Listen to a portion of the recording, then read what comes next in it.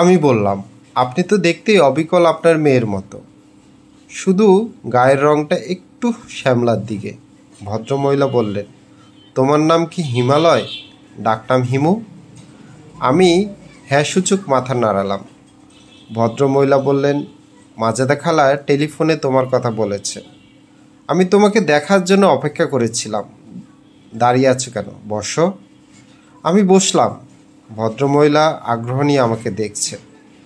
তাকে তেমন অসুস্থ মনে হচ্ছে না, তবে তিনি হাঁ করে নিঃশ্বাস নিচ্ছেন। নাকে অক্সিজেনের নল দেওয়া। হাঁ করে নিঃশ্বাস নেওয়ার কিছু নেই। তোমাকে কি আগে কখনো দেখেছি? দেখেননি। এত চেনা চেনা চেহারা লাগছে কেন?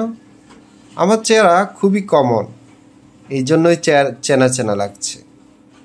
আপনাকেও আমার চেনা চেনা লাগছে।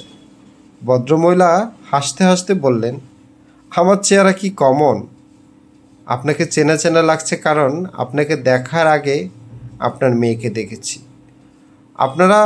আপনাদের দুইজনকে একই ছাঁচে বানানো হয়েছে। তুমি কি করো?